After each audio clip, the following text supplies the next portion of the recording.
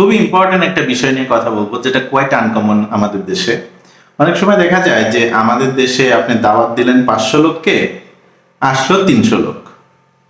আপনি দাওয়াত দিলেন 300 লোককে, আসলো 600 লোক বা 400 লোক। এই ধরনের সিচুয়েশন আমাদের দেশে কমন, কিন্তু বিদেশে এটা হয় না।